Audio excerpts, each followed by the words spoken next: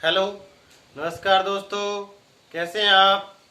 ज्ञान संचार bye BSP YouTube channel की हिंदी व्याकरण की इस क्लास में आपका हार्दिक स्वागत है।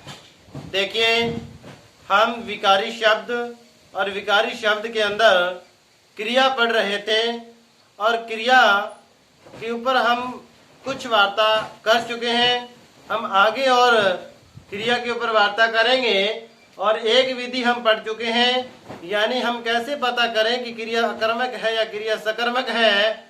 हम क्या से प्रश्न बना करके हम चर्चा कर रहे थे कल। आज हम दूसरी विधि के ऊपर वार्ता करेंगे, फिर हम तीसरी विधि पर वार्ता करेंगे। ऐसे हम और अच्छे से एक्सप्लेन करते हुए अच्छे से पढ़ेंगे। देखिए, क्रिया और क्रिया के अंदर विधि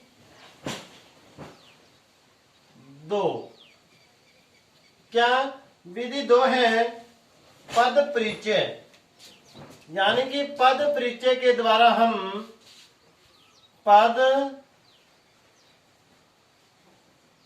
परिचय के द्वारा हम पता लगा सकते हैं कि क्रिया अकर्मक है या क्रिया सकर्मक है।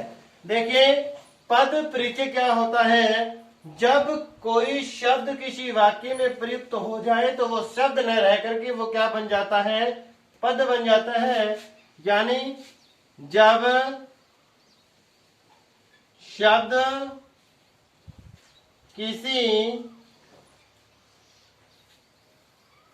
वाक्य में प्रयुक्त हो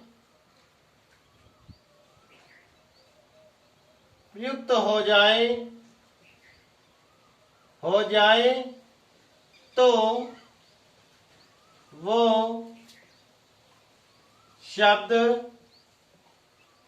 पद बन जाता है।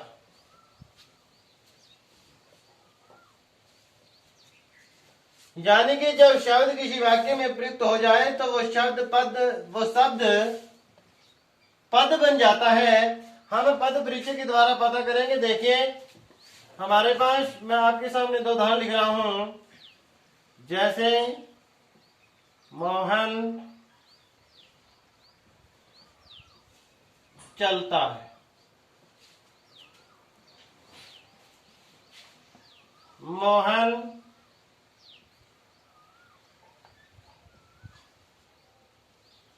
अखबार पढ़ता है, मोहन तेज चलता है। अब हम पद परिचय कैसे करेंगे। देखिए, हम वाक्य की संरचना पढ़ चुके हैं। वाक्य की संरचना होती है कर्ता,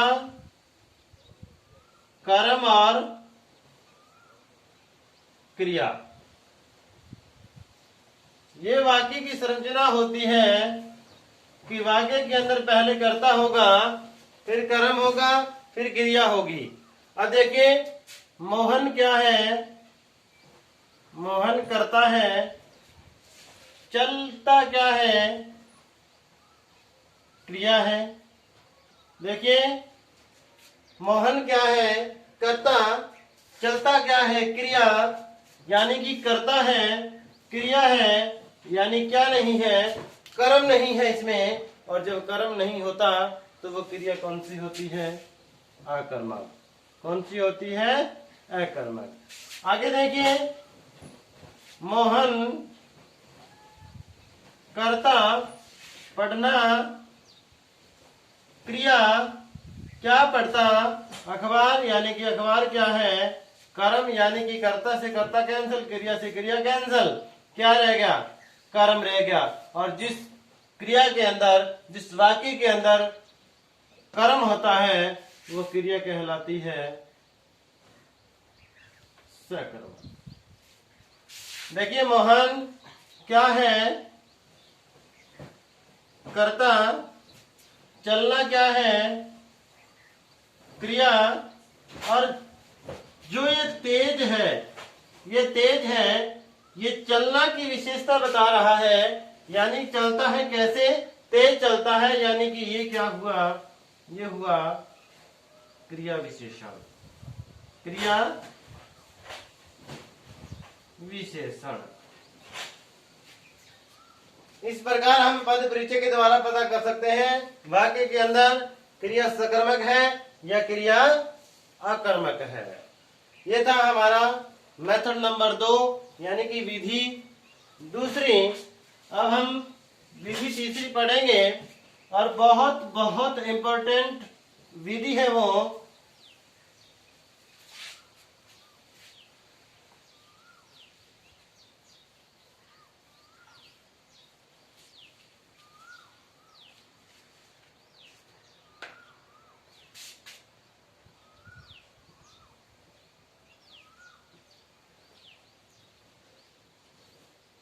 विधि 3, क्या, काल बदलना। हम काल बदल करके देखेंगे कि क्रिया अकर्मक है या क्रिया सकर्मक है। और काल बदलेंगे कैसे, देखिए हम किसी भी काल को किस में लेके जाएंगे, भूतकाल में लेके जाएंगे। किस में लेके जाएंगे, भूतकाल में लेकर के जाएंगे। किसी भी क्रिया को जब हम भूतकाल में लेकर के जाएंगे तो हमें पता लग जाएगा क्रिया अकर्मक है या क्रिया सकर्मक है।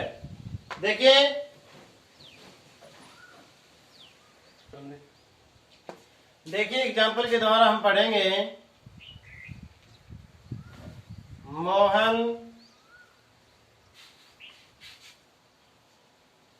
गाड़ी चलाता है। मोहन गाड़ी चलाता है। देखिए ये हमारा वर्तमान काल है। जब इसको हम भूतकाल में लेकर के जाएंगे तो क्या आ जाएगा, मोहन ने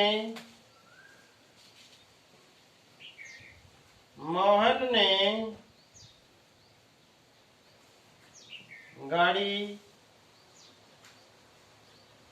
चलाई। मोहन ने गाड़ी चलाई। जैसे ही कर्ता के भूतकाल के अंदर कर्ता के साथ ने विभक्ति आ जाए, ध्यान से सुनना, अपनी शब्दावली के ऊपर ध्यान देना।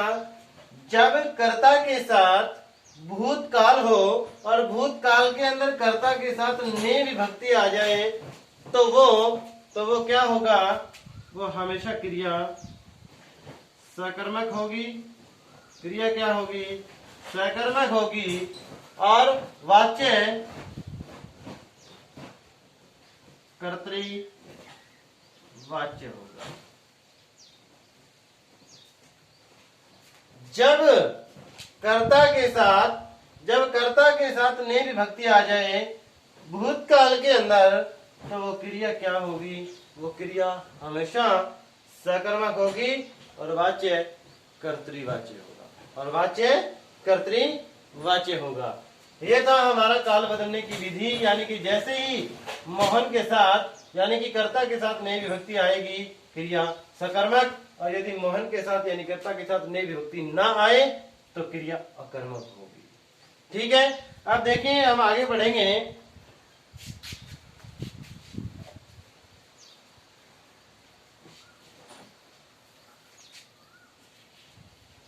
अकर्मक क्रिया हम पढ़ चुके हैं कि जिसके अंदर कर्म ना हो। देखिए अकर्मक क्रिया के कोई प्रकार नहीं होते, लेकिन सकर्मक क्रिया के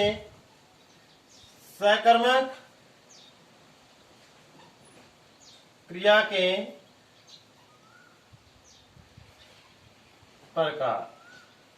सकर्मक क्रिया के कितने प्रकार होते हैं, 2 होते हैं। सकर्मक क्रिया के कितने प्रकार होते हैं, 2। देखिए कौन कौन से होते हैं। एक कर्मक क्रिया और दूसरा होता है विकर्मक क्रिया। एक कर्मक क्रिया यानी जिस क्रिया के अंदर एक कर्मक, यानी कि जिस क्रिया के अंदर, जिस वाक्य में एक कर्म हो, एक कर्म हो, वो कौन सी क्रिया कहलाती है? अकर्मक। और इस वाक्य में दो कर्म हो, यानी कि दो कर्म हो, वो क्रिया कहलाती है द्विकर्मक। जैसे इसका उदाहरण लें, अध्यापक ने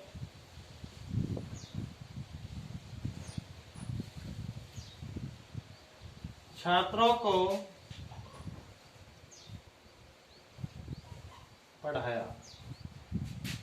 दूसरा वाक्य देखिए,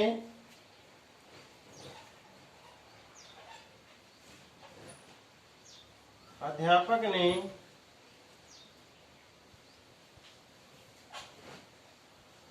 हिंदी पढ़ाई।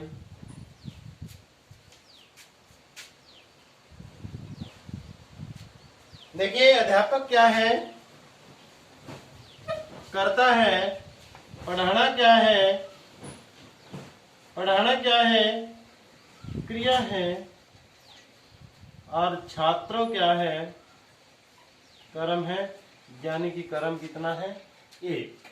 इसी प्रकार अध्यापक और ये कर्म, हिंदी क्या है? कर्म और क्या है? एक। अध्यापक कर्ता और पढ़ाना क्या है? क्रिया। इसी प्रकार यदि हम यहां से लें, देखिए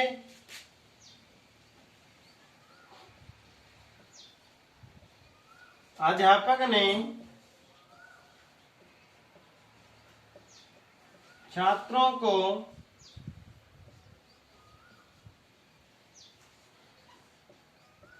हिंदी पढ़ाई।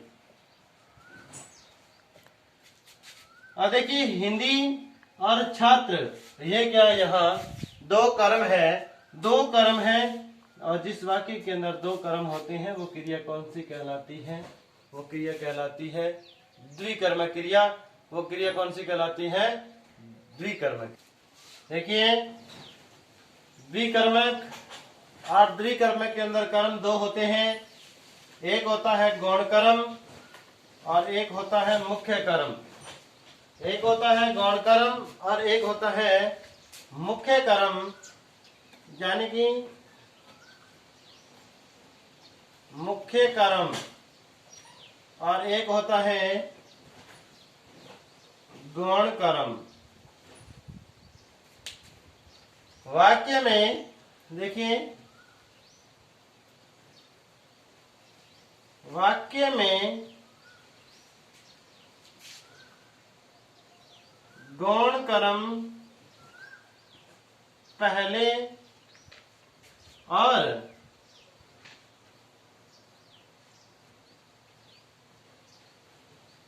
मुख्य कर्म बाद में आता है। देखिए वाक्य में गौण कर्म पहले आएगा, मुख्य कर्म बाद में आएगा। मुख्य कर्म क्या होता है? देखिए मैं आपको इसकी पहचान बता दूं। मुख्य कर्म हमेशा हमेशा या सदैव निर्जीव होगा, निर्जीव होगा और को विभक्ति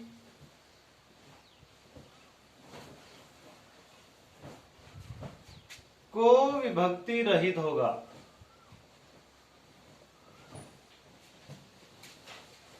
और गौण कर्म क्या होता है? गौण कर्म सदैव सजीव होगा,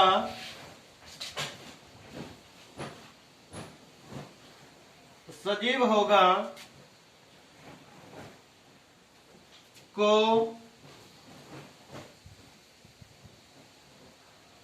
विभक्ति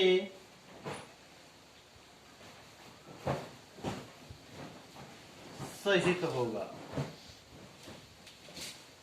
देखिए यहाँ देखिए, अब इसके अंदर हम चेक करें कौन सा गौण कर्म है और कौन सा मुख्य कर्म है और कौन सा गौण है। देखिए, मुख्य कर्म क्या होता है, हमेशा निर्जीव होता है। अब इसके अंदर देखिए, छात्र निर्जीव नहीं हो सकता, हिंदी निर्जीव है। और को विभक्ति रहित होगा। देखिए, हिंदी के बाद किसी प्रकार की कोई विभक्ति यानी कि को विभक्ति नहीं है। गौण कर्म यानी कि सदैव सजीव होगा, यानी कि छात्र क्या है, सजीव है और को विभक्ति सहित होगा। और देखिए, इसके साथ को विभक्ति भी लगी हुई है। ये था हमारा सकर्मक क्रिया और अकर्मक क्रिया। हमने पहचान की सकर्मक क्रिया कैसे पहचान करेंगे और अकर्मक क्रिया की कैसे पहचान करेंगे। सकर्मक क्रिया के अंदर क्रिया दो प्रकार की होती है, एक कर्मक और एक द्विकर्मिक। द्विकर्मक के अंदर हमने जांच की कि दो कर्म होंगे, कौन कौन से होंगे, एक मुख्य कर्म होगा और एक गौण कर्म होगा। हमने ये भी चेक किया कि मुख्य कर्म क्या होगा, हमेशा निर्जीव होगा, को विभक्ति रहित होगा।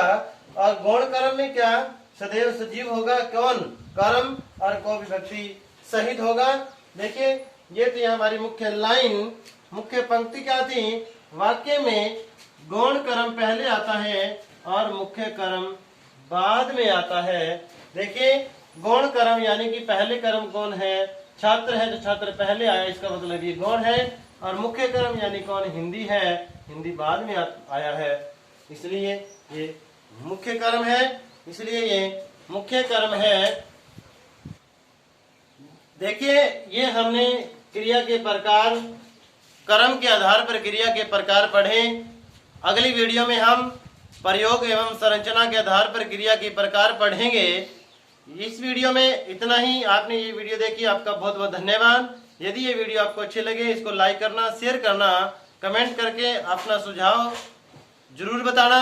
ज्ञान संचार बाय बीएसपी यूट्यूब चैनल को आप सब्सक्राइब कर लें। आपका बहुत बहुत धन्यवाद। नमस्कार।